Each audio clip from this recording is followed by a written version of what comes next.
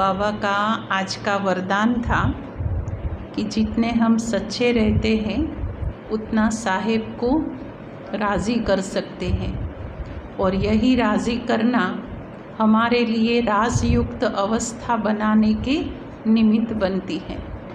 मैं आपको बहुत सालों पहले की बात करती हूँ।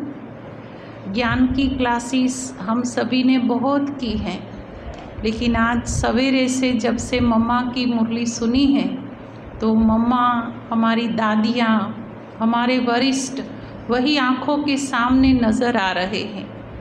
बहुत सालों पहले जब पांडव भवन में ओम शांति भवन बना तो पहली वहाँ पर महामंडलेश्वरों की कॉन्फ्रेंस की गई थी। यहाँ उत्तर में से और जगह से, साउथ से बड़े बड़े महामंडलेश्वर पहुँचे थे, और सभी को दादियाँ, 3 दादियाँ स्टेज पर थी तब, और बाकी सारा स्टेज महामंडलेश्वरों से ऐसे स्टेप वाला किया था, क्योंकि उन सबको तो सीट चाहिए ना।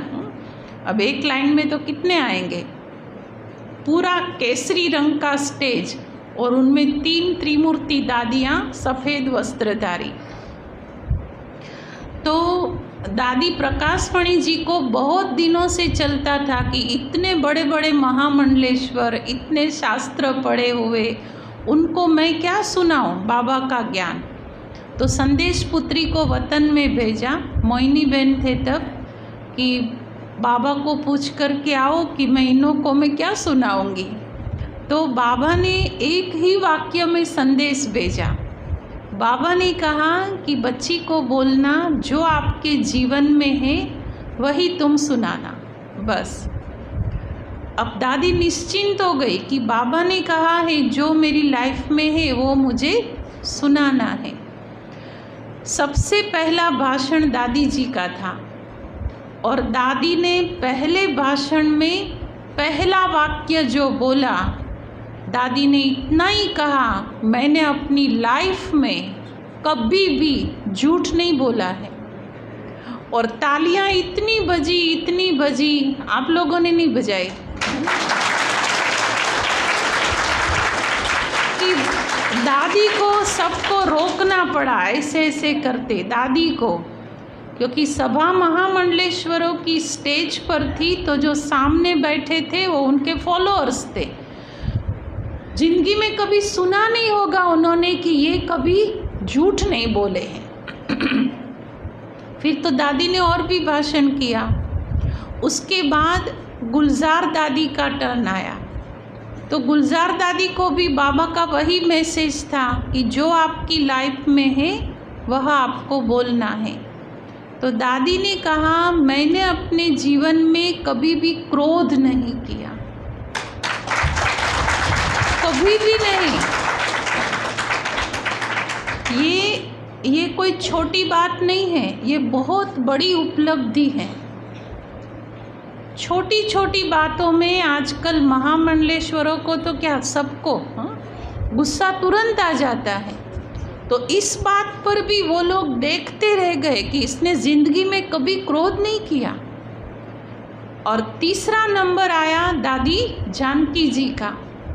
तो दादी ने कहा, मैंने अपनी ज़िंदगी में कभी भी किसी से कुछ नहीं मांगा है, हाथ लंबा नहीं किया। अब ये 3 में से एक भी चीज़ साधु महंतों में नहीं होती है। मांगना, गुस्सा करना, और झूठ तो बोलना ही पड़ता है, तभी तो उन्हों का धंधा चलता है। तभी चलता है ना कि आप ऐसे करो नहीं तो ये हो जाएगा, नहीं होने वाला होता है, लेकिन डराने के लिए भी तो झूठ बोलना ही पड़ता है। तो ये 3 बातें जब उन्होंने सुनी, कभी दादियों ने झूठ नहीं बोला, कभी क्रोध नहीं किया, कभी किसी से कुछ भी मांगा नहीं। ये 3 धारणाएं ऐसी हैं, अगर हम अपने जीवन के अंदर स्वीकार कर लेते हैं तो हर बाबा के बच्चे से बाबा का नाम नेचुरल रोशन होने लगता है, नेचुरल, स्वतः। क्योंकि ये तीनों प्रैक्टिकल चीज़ें हैं, प्रैक्टिकल हैं। जब हम झूठ नहीं बोलते तो लोगों का विश्वास संपादन कर लेते हैं। जब हम क्रोध नहीं करते तो दूसरों का प्यार जीत लेते हैं। और जब हम किसी से मांगते नहीं तो दूसरों का सम्मान प्राप्त कर लेते हैं। ये तीनों चीज़ें 3 मूल्यों के साथ जुटी हुई हैं। झूठ बोलने वाले पर कभी कोई भरोसा नहीं करते ना, विश्वास संपादन नहीं कर सकते। वो कितनी भी बड़ी हस्ती बन जाए, कहाँ पर भी चले जाए, बहुत ऊंची पोस्ट पोजीशन मिल जाए, लेकिन लोगों के अंदर उसकी इम्प्रेशन क्या रहेगी कि ये भले बड़े पद पर बैठी है या बैठा है, लेकिन इस पर विश्वास नहीं करना, ये बहुत झूठ बोलते हैं। और हम चाहे कितने भी छोटे व्यक्तित्व वाले हैं, हमारा सिंपल पर्सनालिटी है, कोई प्रसिद्धि नहीं है, लेकिन अगर हमारे अंदर ये सच्चाई का बल है तो अड़ोसी पड़ोसी सगे संबंधी के मुख से यही निकलेगा कि भले इसके पास पैसा नहीं है, लेकिन ये विश्वासु व्यक्ति है। इस पर भरोसा रखना हमारे लिए अच्छी बात है। तो पहला है सत्यता की शक्ति, जो बाबा के बच्चों ने अपने जीवन में धारण कर ली है। हमने क्यों धारण कर ली? बाबा का बनने के बाद बाबा के बच्चे झूठ नहीं बोल सकते, क्योंकि हर बच्चे को पता है कि अगर मैंने झूठ बोला तो कर्म का सिद्धांत 1 से 100 गुने का है। मैंने झूठ बोला, मेरे साथ 100 आएंगे झूठ वाले। मैंने किसी से दगा किया, क्योंकि झूठ के ही छोटे छोटे पार्ट हैं, दगा करना, विश्वासघात करना, किसी को भी हेर फेर कर देना, ये सब झूठ के प्रकार है अलग अलग। लेकिन ब्राह्मण बच्चे ये नहीं कर सकते। पहला कारण कि उनको हमेशा दिल में ये रहेगा कि मैंने जो कर्म किया उस कर्म का मुझे 100 गुना फल मिलेगा, वो रुक जाएगा। दूसरा, वो ऐसा गलत काम क्यों नहीं करेगा? क्योंकि उनकी बुद्धि में स्पष्ट है कि जैसा कर्म मैं करूँगा मुझे देख करके दूसरे भी करेंगे, इसलिए मुझे गलत नहीं करना है।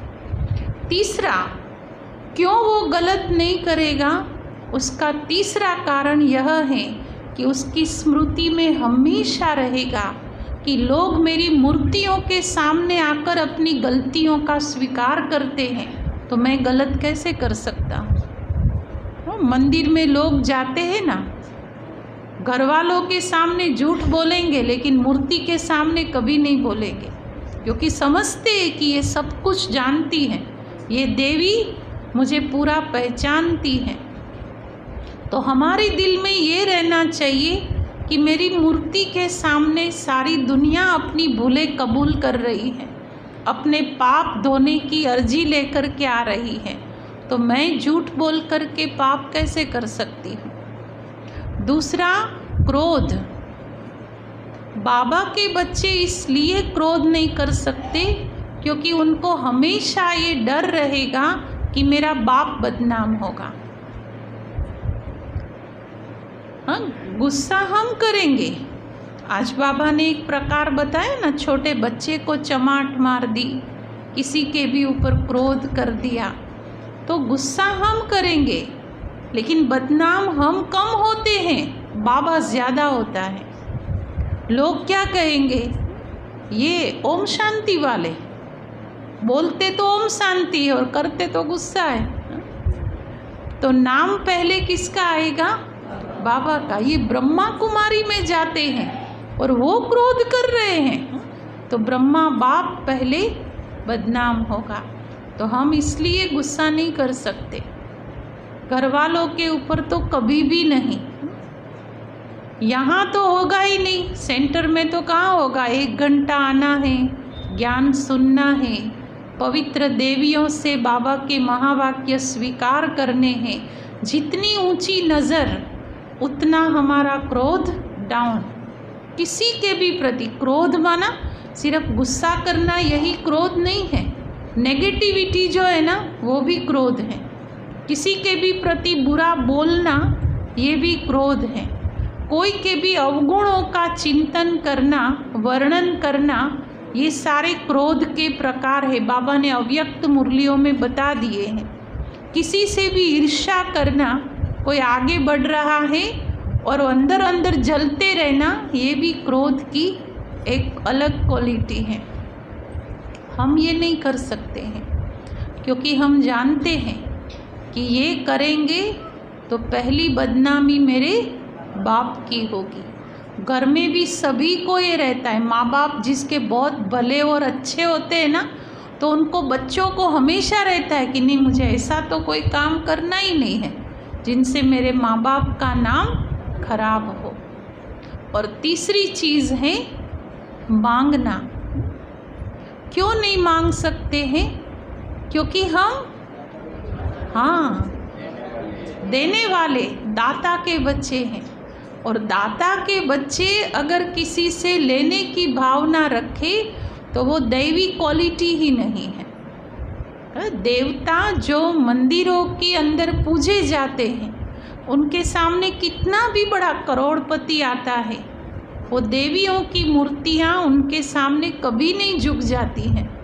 वो अपनी स्वमान में, अपनी श्रेष्ठ स्थिति में, अपनी रूहानियत में और अपनी पवित्रता में अडग रहती है। कभी देखा कोई अबजोपति गया हो? हाँ, बिल गेट्स हैं, रिलायंस वाले हैं और हैं, मंदिर में गए और मूर्ति उनके पास पानी पानी हो गई। कभी नहीं हो, कभी प्रभावित नहीं होती है, क्योंकि उस मूर्ति को पता है कि ये जो बना है वो मेरी वजह से बना है। मैं तो देवी हूँ, मैं दाता हूँ। आने वाले समय के अंदर रॉयल रूप की यह भी माया आने वाली है। साकार में बाबा दादियों को ये पक्का कराते थे, गोद में बिठा करके। यहाँ पर एक बार गुलजार दादी ने सभा में सुनाया था कि हम लोग छोटे छोटे थे, 6 साल के, 8 साल के, 10 साल के, और बाबा तो बूढ़ा था। तो बाबा ऐसे उठा लेता था और फिर ऐसे गोद में बिठा करके पूछता था, देखो तुमको एक बहुत अच्छे समाचार सुनाता हूँ। ये न्यूज़पेपर, बाबा के पास इंग्लिश पेपर आता था, टाइम्स ऑफ इंडिया, तो बाबा कराची में पढ़ते थे। तो बाबा कहता था, देखो ये न्यूज़पेपर आया है, और आज के न्यूज़पेपर के अंदर लंदन की महारानी है एलिज़ाबेथ, उसने ऑफ़र भेजा है कि आप बच्चों में से अगर कोई जाना चाहे उसकी गोद में, तो वो लेने के लिए, अडॉप्ट करने के लिए तैयार है।